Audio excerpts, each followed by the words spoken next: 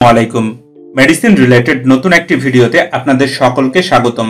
আজকে আমার রিভিউয়ের বিষয়বস্তু হচ্ছে অ্যানিলিক 200 mg ট্যাবলেট। অ্যানিলিক 200 mg ট্যাবলেট কেন খাওয়া হয়, খাওয়ার নিয়ম, পার্শ্ব প্রতিক্রিয়ার দাম, এসব বিষয় নিয়ে সংক্ষিপ্ত ও সহজভাবে তথ্য দেওয়ার চেষ্টা করব। বন্ধুরা, প্রত্যেকটি ঔষধ সেবনের পূর্বে অবশ্যই একজন বিশেষজ্ঞ চিকিৎসকের পরামর্শ নেবেন।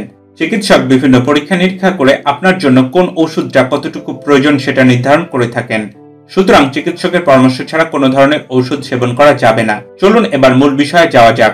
অ্যানিলিক 200 mg ট্যাবলেট এর জেনেরিক নাম্বার গ্রুপের নাম হচ্ছে tolfenamic acid. Drug international limited Anilic 200 mg tablet তৈরি করে, যার প্রতি পিচের খুচরা মূল্য 9 টাকা। এখন আমরা জানবো অ্যানিলিক 200 mg ট্যাবলেট কোন ধরনের রোগের চিকিৎসায় ব্যবহার হয় সে বিষয় সম্পর্কে। দ্রুত মাথা ব্যথা নিরাময় এই ওষুধটি খুব ভালো কাজ করে। এছাড়াও এই ওষুধটি পোস্ট অপারেটিভ ব্যথা, জ্বর জনিত হাত পা ও মাথা ব্যথায় ব্যবহার করা হয়ে থাকে। মাত্রা বা খাওয়ার নিয়ম। তীব্র মাথা ব্যথায় প্রথমে 200 mg ট্যাবলেট, এর 1 থেকে 2 ঘন্টা পর আবার 200 mg ট্যাবলেট খাওয়া যেতে পারে।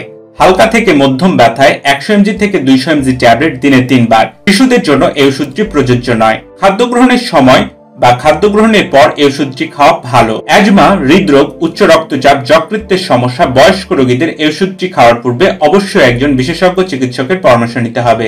গর্ভাবস্থা স্তন্যদানকালে এই ওষুধটি খাওয়া উচিত নয়। ডায়রিয়া, বমি বমি ভাব, বমি, এপিগ্যাস্ট্রিক ব্যথা, ক্ষুধা কমে যাওয়া, ক্লান্তি বোধ করা, কাঁপুনি, শিহরণ ইত্যাদি পার্শ্ব প্রতিক্রিয়া এই ওষুধটি খাওয়ার ফলে হয়ে থাকে। তবে বন্ধুরা, পার্শ্ব প্রতিক্রিয়া নিয়ে কোনো সময় ভয় পাবেন না। পার্শ্ব প্রতিক্রিয়াগুলো যে সব সময় ঘটে তা নয়। কোনো সময় পার্শ্ব প্রতিক্রিয়া হতে পারে, আবার কোনো সময় নাও হতে পারে। সুতরাং পার্শ্ব প্রতিক্রিয়া নিয়ে কোনো সময় ভয় পাবেন না। বিস্তারিত জানতে ডেসক্রিপশন বক্সে মেডিসিন রিলেটেড ওয়েবসাইটের লিংক দেয়া আছে, দেখার অনুরোধ রইল। দেশি বা বিদেশি যে কোনো ওষুধ সম্পর্কে জানতে ওষুধের নাম বা জেনেরিক নাম আমাকে কমেন্ট করতে পারেন।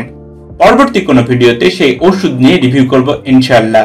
আজকের ভিডিও এ পর্যন্তই ছিল। ভিডিওটি ভালো লাগলে চ্যানেলটি সাবস্ক্রাইব করবেন, পাশাপাশি লাইক শেয়ার দিতে ভুলবেন না।